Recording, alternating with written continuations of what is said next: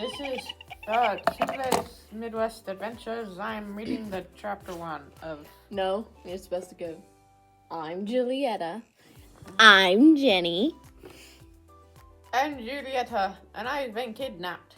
No, you have not. I've been abducted. No, you have not. Stop wasting your bloody time. I'm with people I don't know. You're with your family. How do you not know? I was teasing you. How do you not know? Okay, so I'm reading Heaven is for Real, the chapter 1. Okay. Because I ended the prologue. No, Continue. What did you just say to me? Continue. That's what I thought. The family trip when our nightmare began was supposed to be a celebration. In early March 2003. Before I existed. I was scheduled to travel to Greeley, Colorado for a district board meeting of the Wesleyan Church. I will never be able to pronounce that, no matter how I'm told to pronounce it. That was not me. Beginning in August before, our family had traveled to a rocky road. 7 months of back-to-back injury and illness that include a shattered leg, 2 surgeries, and a cancer scare. All of which combined to drain our bank account to the point where I could almost hear sucking sounds when the statements came in the mail. My small pastor's salary hadn't been affected, but our financial ministry was the overhead garage door business we owned. Our medical trials had taken a heavy toll. By February, though, we seemed to be on the other side of all that. Since I had to travel anyway, we decided to turn the board meeting trip into a kind of marker in our family, a time to have a little fun. Receive our minds and spirits and start moving forward again with fresh hope. Sonia had heard of a neat place for kids to visit just outside Denver called the Butterfly Pavilion.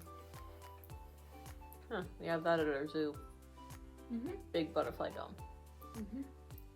Billed as an invertebrate zoo.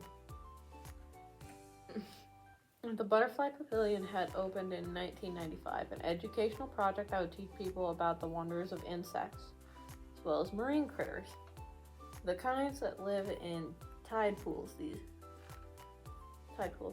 These days, kids are greeted outside the zoo by a towering, colorful metal sculpture of a praying mantis.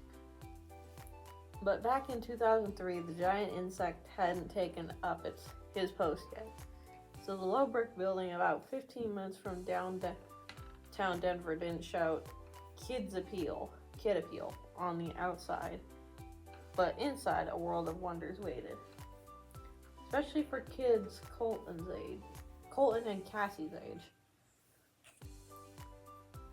The first place we stopped was the Coliseum, a room filled with tarantulas, housing creepy, crawly critters from beetles to roaches to spiders. Ooh, and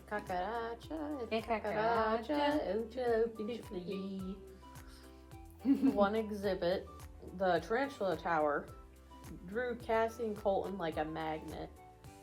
This stack of terrariums was exactly as advised, a tower of glass-thin habitats containing kind of furry, thick-legged spiders that either fascinate you or give you the willies.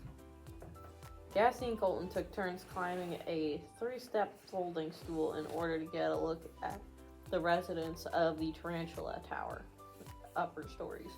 One terrarium, a Mexican blonde tarantula, squatted in a corner, its exoskeleton covered with the exhibit plaid card described as hair in a lovely pale color.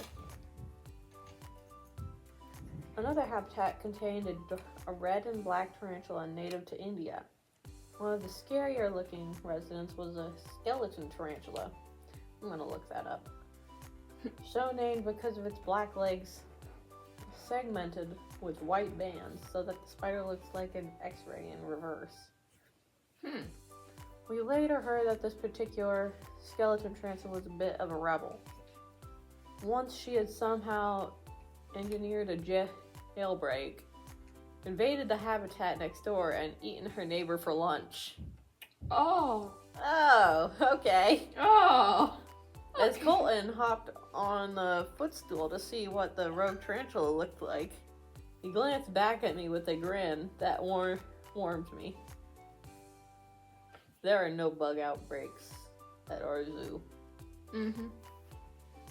None. Nope. But they're really strict on that. If you're responsible, you're gonna be in big trouble. Oh yeah, that's for sure. And Though I'm pretty sure there was a monkey out that broke out actually from his enclosure. He figured out how to jump the waterfall. Yeah. That was funny. Zookeepers were watching him. Yeah, making sure he doesn't hurt anyone. I'm trying to make sure that he didn't continue. And hurt anything else. Otherwise, they might have to remodel it now because the dude figured out how to jump it. Yeah.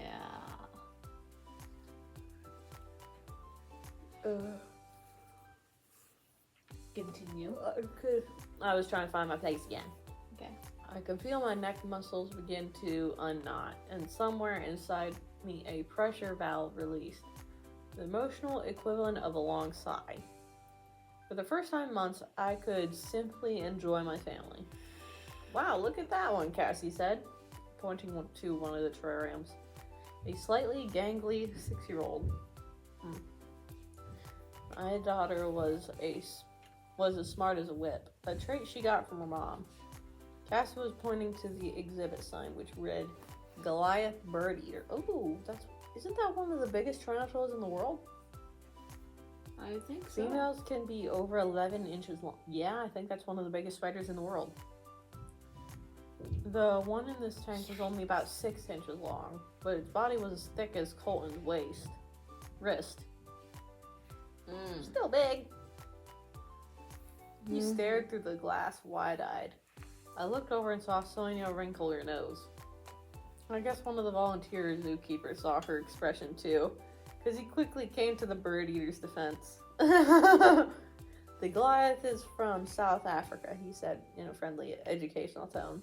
I said, they're not as yucky as you think. Tarantulas from North and South America are very docile. You can even hold one right over there. Pointed to where another zookeeper was holding a smaller tarantula in his palm, so that a group of kids could take a closer look. Cassie darted across the room to see what all the fuss was about. With Sonia, Colton, and me bringing up the rear in a corner of the room, decorated to look like a bamboo hut.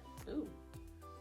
The keeper was displayed in the undisputed star of the Colosseum, Rosie the spider, a rose-haired tarantula from South America.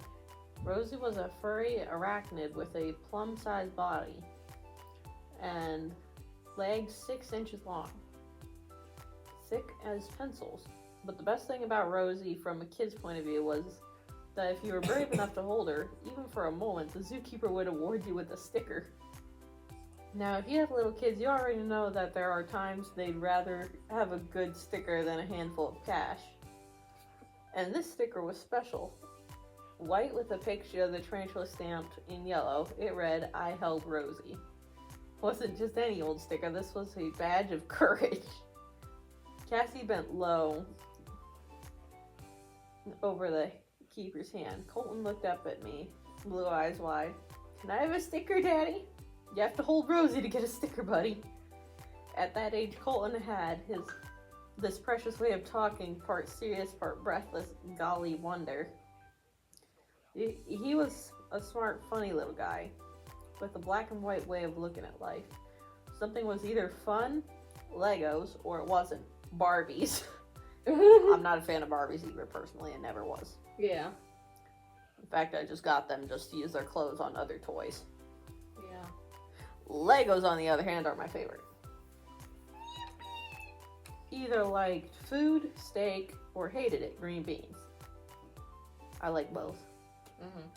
Green beans are debatable. There were good guys and bad guys. His favorite toys were good guy action figures. Superheroes were a big deal to Colton.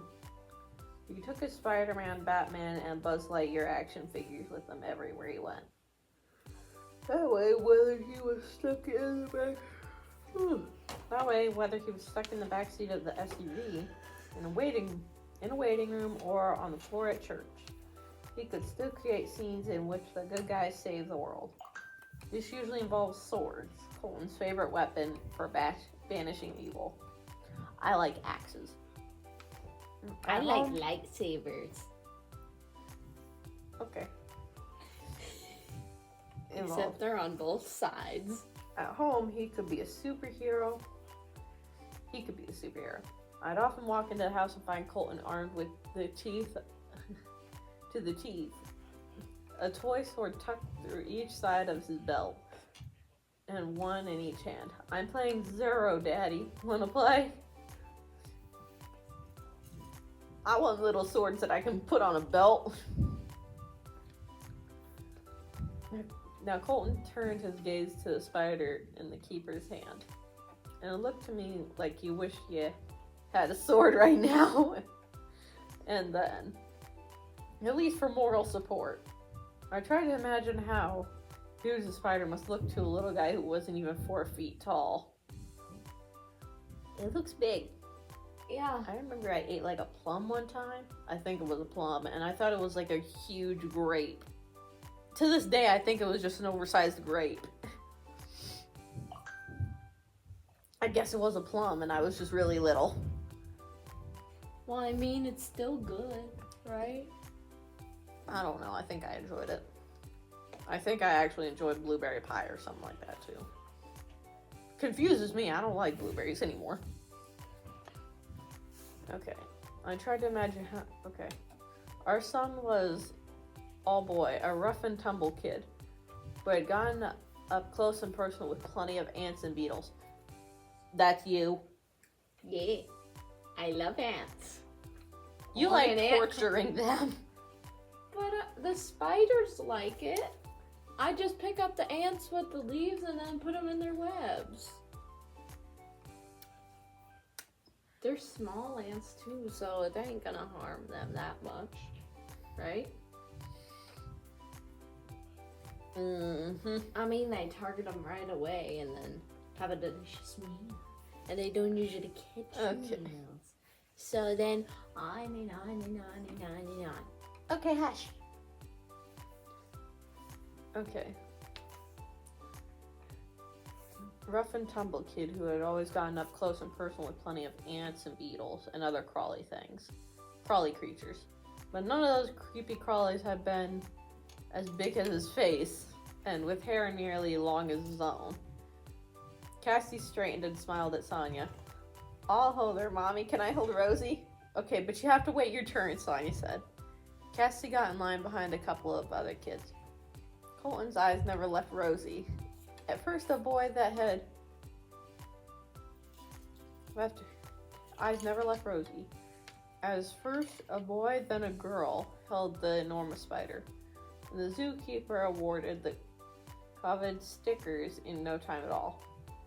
Cassie's moment of truth arrived. Colton braced himself against my legs, close enough to see his sister, but trying to bolt at the same time, pushing back against my knees. And Cassie held out her palm, and we all watched as Rosie,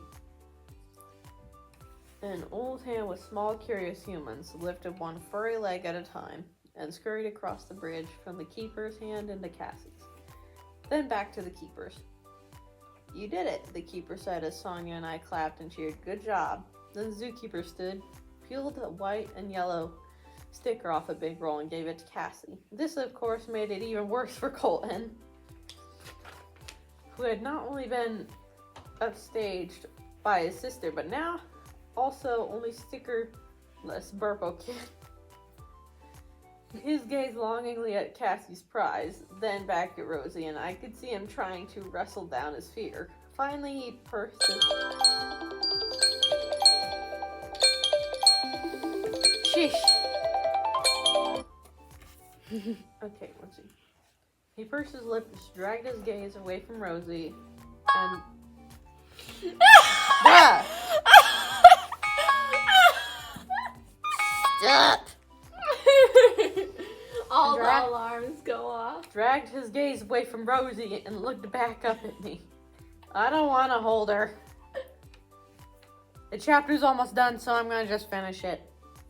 Okay, I said, but can I have a sticker? Nope, the only way to get one is to hold her. Cassie did it. If you want, you can do it if you want to. Do you want to try just for a second? Colton looked back at Spider, then at his sister. And I could see wheels turning in his eyes. Cassie did it. She didn't get bit. Then he shook his head firmly. No, but I still want a sticker, he insisted at the time. Colton was about 2 months shy of 4 years old. And he was very good at standing his ground. The only way you can get a sticker is if you hold Rosie. Sonia said, are you sure you don't want to hold her? Colton answered by grabbing Sonia's hand and trying to tug her away from the keeper. No, I don't. No, I want to go see the starfish. Are you sure? Sonia said. With a vigorous nod, Colton marched toward the Coliseum door. Well, that's the end of chapter 1. So, like and subscribe. Yeah, like and subscribe. So we can start beekeeping. Get to 1,000 subscribers. So get to so 1,000 we can start subscribers. So we can start beekeeping. You skipped the whole 1,000 part. I'm sorry. You skipped it. You